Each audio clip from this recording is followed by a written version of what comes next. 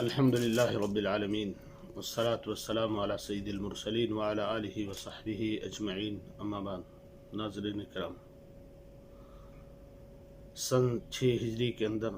اللہ کے نبی صلی اللہ علیہ وسلم صحابہ کرام کے ساتھ قریباً 200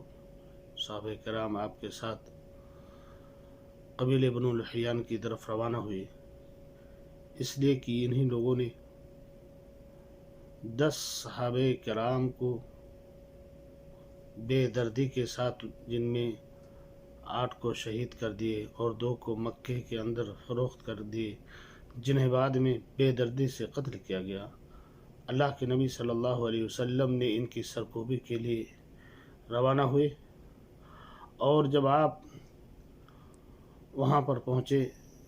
تو انہیں اطلاع ملنے کے بعد میں پہاڑوں کے دامن میں چھپ گئے۔ اللہ کے نبی صلی اللہ علیہ وسلم 2 دن تک وہاں پر انتظار کیے اور دستے بھی بھیجے ادھر ادھر، لیکن بعد میں آپ واپس آئے۔ اسی طرح سے سن 6 ہجری ربیع الاول یا ربیع الاخر کے اندر سری غم کی طرف اللہ کے نبی صلی اللہ علیہ وسلم نے عکاشہ بن محصن رضی اللہ تعالی عنہ کو 40 صحابہ کرام کی معیت میں روانہ کی۔ جب دشمن کو اس کی اطلاع ملی تو وہاں سے وہ لوگ بھاگ کھڑے ہوئے، اور مسلمانوں کے ہاتھ میں 200 اونٹ ہاتھ آئے، اور اس کے بعد میں وہ لوگ واپس آ گئے۔ اسی طرح سے اللہ کے نبی صلی اللہ علیہ وسلم نے اس کے بعد میں اسی مہینے کے اندر سن 6 ہجری کے اندر ربیع الاول یا ربیع الاخر ہی کے اندر محمد بن مسلمہ کی قیادت میں اللہ کے نبی صلی اللہ علیہ وسلم نے مقام ثعلبہ کی طرف روانہ کیے، جنہوں نے اپنی کمینگاہوں میں چھپ کر کے مسلمانوں کا انتظار کیے، اور جب مسلمان رات کی تاریکی میں سو گئے تو انہوں نے مسلمانوں پر ایک حملہ کیا، اور 9 صحابہ کرام رضوان اللہ تعالی علیہم اجمعین شہید ہو گئے۔ محمد بن مسلمہ کسی طرح سے بھاگنے میں کامیاب ہو گئے اور اللہ کے نبی صلی اللہ علیہ وسلم کی خدمت میں پہنچے۔ اللہ کے نبی صلی اللہ علیہ وسلم نے دوبارہ اسی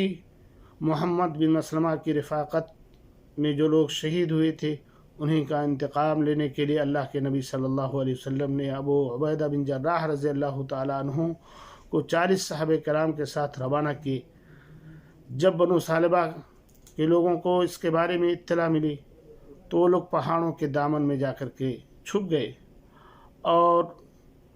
البتہ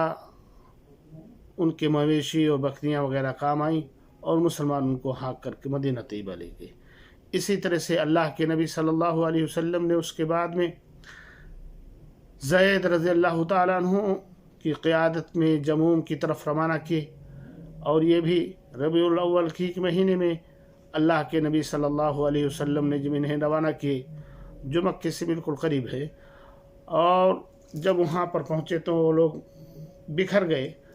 ایک عورت ملی جس کا نام حلیمہ تھا،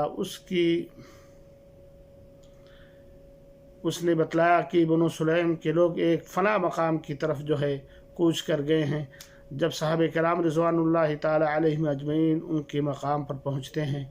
تو بہت سارے